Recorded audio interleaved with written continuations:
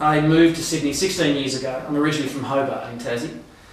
Like many of my generation, it was a time of high unemployment, etc., etc. We left, and I was lucky enough to go to a town that I happened to fall in love with. And by that I mean it's not perfect. I fell in love with its corruption, its inadequacies, currently a very sticky February. And that was the first thing. Now, Sydney is a character in my novel. It's not in the centre of it, it's not at the core of it, but it's in the wings. And it's an important character.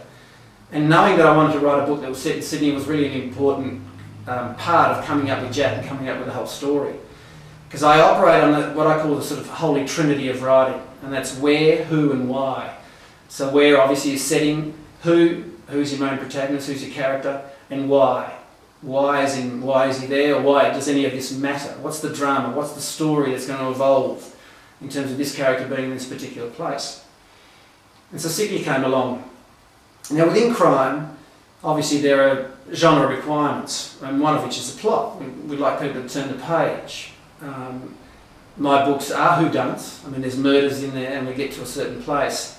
But the other key thing here, and this is the influence of that kind of American noir period, and I include film in that as well, is I wanted to bring into Australian literature, or into our work, some kind of sense of theatre. And by that I mean, we as Australians, when we read books from overseas, whether they be set in New York, London, New Delhi, I mean, it doesn't really matter where, we accept any kind of story that's set there, as we should.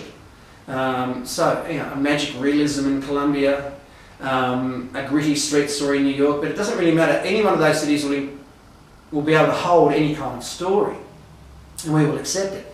And I sometimes feel here in Australia that we're restricted a little bit by how well we know ourselves, and this tendency to sort of think, well, that couldn't happen here.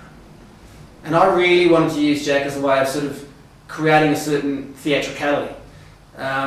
I've been lucky enough to receive some really nice reviews so far. Whenever they, which is our Australian tendency, you say something bad and finish with something good, because our mothers all told us to say something nice if you can't say anything at all.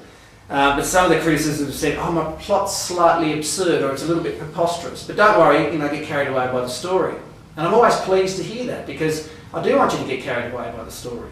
But I wanted to create a tension between the sort of reality and the realism of my setting, and the realism of my characters in a world that we can recognise, but with a drama and a story that happens to that is slightly, I won't go say over the top, but maybe heading that way.